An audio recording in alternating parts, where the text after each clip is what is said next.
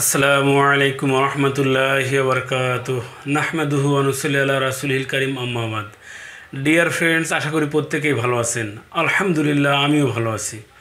তো বন্ধুরা, আজকে আমি যে ভিডিওটি নিয়ে হাজির হয়েছি তা ওই সকল যুবক ভাইদের জন্য, যে সকল যুবক ভাইরা যৌবনের প্রারম্ভে অনেক অপচয় করে ফেলেছেন। তো বন্ধুরা, আমি সাধারণত এই অপচয় শব্দ, প্রাইভেট অঙ্গ, বিভিন্ন শব্দ ব্যবহার করি যা শালীনতা রক্ষার্থে। আপনারা বুঝে নেবেন যে আপনারা এই অপচয়টা কিভাবে করেছেন। হতে পারে আপনি মাস্টারবেশনের দ্বারা করেছেন, হতে পারে অধিক মৌথন বা বিভিন্ন জায়গাতে গমন করে নিজেকে একেবারেই ধ্বজভঙ্গে রূপান্তরিত করে ফেলেছেন। আজকের এই ভিডিওটি ওই সকল ভাইদের জন্য। তো বন্ধুরা, এগুলো তো হয়েছে, আপনার সমস্যা ছিল, এরপরে বিবাহের সময় এসেছে, আপনি বিবাহের প্রস্তুতি নিয়েছেন, কোনো বন্ধুর সাথে পরামর্শ করেছেন যে বন্ধু আমার এই সমস্যা, উত্থানজনিত সমস্যার কথা বলেছেন, শুক্র তারলজনিত সমস্যার কথা বলেছেন। তো বন্ধুরা, আমরা সাধারণত এই সমস্যাগুলো যে কারোর জীবনে এলে আমরা প্রথমে যার সাথে আলোচনা করি সে হলো বন্ধু। তো বন্ধু আমাকে কি পরামর্শ দিয়েছে, আরে এই মেডিসিনের জামানা, এই বিজ্ঞানের জামানায় এগুলো তোর কোনো সমস্যা হবে না, একটা ওয়ান টাইম খেয়ে নিবি, এত সময় থাকতে পারবি। তো বন্ধুরা, এইভাবে প্রচুর পরিমাণে ওয়ান টাইম ঔষধ সেবনের ফলে আপনার এখন আর উত্থানই হচ্ছে না। কেন হচ্ছে না বন্ধুরা? আপনারা ভালোভাবেই জানেন এই ওয়ান টাইম ঔষধগুলো হলো অ্যান্টিবায়োটিকের মতো। আপনি যখন আজকে 20 mgর মাত্রায় কোনো অ্যান্টিবায়োটিক সেবন করছেন, হোক সেটা সর্দি কাশি অথবা কোনো জ্বর, নতুন পুরাতন আমাশায়, তো 6 মাস 1 বছর পরে ওই একই রোগ আপনার জীবনে, আপনার শরীরে আবার প্রবেশ করলে, আপনার শরীরে এলে, তো আপনার তখন কিন্তু আর 20 mg আর কাজ করবে না, তখন আপনাকে 30 mg সেবন করতে হবে, এরপরে 40 mg, এইভাবে আপনাকে বাড়াতেই হবে। ওয়ান টাইম ঔষধগুলো সেম একই অবস্থা। আপনি আজকে যে মাত্রার মেডিসিন সেবন করতেছেন, এরপরে এটা আর কাজ করবে না।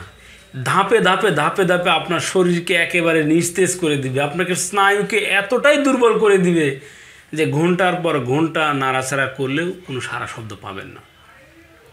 তো বন্ধুরা, ওই সকল বন্ধুদের জন্য আজকে আমি একটি বিশেষ কয়েকটি ভেষজ একত্রিত করে তৈরি করে খাওয়ার কথা বলছি। আপনি নিজে তৈরি করে নিজে খাবেন, এতে কেউ আপনাকে ভেজাল দিতে পারবে না। তো বন্ধুরা, অনেকে বিবাহ করেছেন, সঠিকভাবে সময় দিতে পারছেন না, তো ওয়ান টাইম ঔষধ সেবন করার পূর্বে আমি যে ভেষজগুলোর কথা বলে দিচ্ছি, আপনি প্লিজ লজ্জা না করে নিজে তৈরি করে নিজে সেবন করুন। প্রয়োজনে আপনার স্ত্রীর সাহায্য নিন, সে আপনাকে সাহায্য করবে, ফলে নিজেদের মধ্যে একটা ভালো আন্ডারস্ট্যান্ডিং গড়ে উঠবে। আপনি খুব দ্রুত সুস্থ হয়ে যাবেন, আপনার মধ্যে হতাশা, দুরাশা, নিরাশা কাজ করবে না, যেহেতু আপনার স্ত্রীর সাথে এটি শেয়ার করেছেন। তো কয়েকদিন আগে আমার এক ভাই আমাকে বলল যে ভাই আমার এই সমস্যা, তবে আমি আমার স্ত্রীর সাথে একটু পরামর্শ করে নিই, এরপরে যদি আপনার কাছ থেকে আমি ভেষজটা নেই তাহলে আমাদের স্বামী স্ত্রীর মধ্যে সম্পর্কটা ভালো হবে। তো আমি তাকে খুব ধন্যবাদ জানালাম যে ভাইয়া অবশ্যই আপনার স্ত্রীর সাথে পরামর্শ করে এটি সেবন করুন। তো ঠিক আছে ভাইয়া, যেহেতু সময়টা লম্বা হয়ে যাবে, বিরক্ত হয়ে যাবেন, আমি ঠিক কোন ভেষজগুলো এখানে প্রয়োগ করবেন এবং যে ভেষজটা কীভাবে প্রয়োগ করলে আপনি কাঙ্ক্ষিত মাত্রায় রেজাল্ট পাবেন, কোনো মেডিসিনের প্রয়োজন হবে না, উইদাউট মেডিসিন আপনি ফিট থাকবেন। তো বন্ধুরা, প্রথমে প্রয়োজন হলো কাঁচা ছোলা। তো বন্ধুরা, আপনারা যে শুকনো ছোলা বাজার থেকে ক্রয় করেন, এটি ভালো করে পরিষ্কার করে নিয়ে ঝেড়ে নিয়ে এটি ধুয়ে আবার সাথে সাথে ভিজিয়ে রাখবেন না, রোদ্রে, কড়া রোদ্রে শুকিয়ে এটা এমন পর্যায়ে নিয়ে যান যাতে ব্লেন্ড করলে একদম পাউডার হয়ে যায়। আপনার এই ছোলাকে একদম ছোলার পাউডার, আপনারা অনেক ভেষজের কথা শুনেছেন, কিন্তু ছোলার যে পাউডার হয় এটির কথা কিন্তু অনেকেই শোনেননি বা জানেনও না। যারা হেকিমি শাস্ত্র নিয়ে গবেষণা করেন তারা মোটামুটিভাবে জানেন। যারা একটু হেকিমি শুরু করেছেন প্লিজ এই পন্থা প্রয়োগ করেই দেখুন, 100% রেজাল্ট পাবেন। তো বন্ধুরা, আপনারা 2 থেকে 300 গ্রাম পরিমাণ এরকম শুকনো কাঁচা ছোলা নিন, এটি ভালো করে ব্লেন্ড করে নিন। এরপরে 5টি ডিমের কুসুম, অবশ্যই দেশি মুরগির ডিম হওয়া চাই।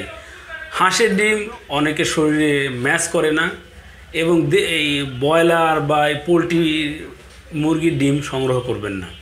5টি দেশি মুরগির কুসুম নিয়ে এই ছোলাকে ভালোভাবে ছোলার সাথে মিক্সড করুন। মিক্সড করে পরিমাণ মতো পানি দিয়ে এটি সিদ্ধ করে ফেলুন। যখন সিদ্ধ করে এটা দেখতে একটু হালুয়ার মতো হয়ে যাবে, তখন 5 তোলা পরিমাণ ঘি, 10 গ্রামে 1 তোলা, সেক্ষেত্রে 50 গ্রাম ঘি নিয়ে এর সাথে নাড়তে থাকুন। এরপরে 5 তোলা মধু অর্থাৎ 50 গ্রাম মধু নিয়ে ভালোভাবে নাড়তে থাকুন এবং গ্যাসের চুলায় দিয়ে হালকা আঁচে গরম করতে থাকুন। দেখবেন খুবই সুস্বাদু একটু হালুয়া তৈরি হয়ে গিয়েছে।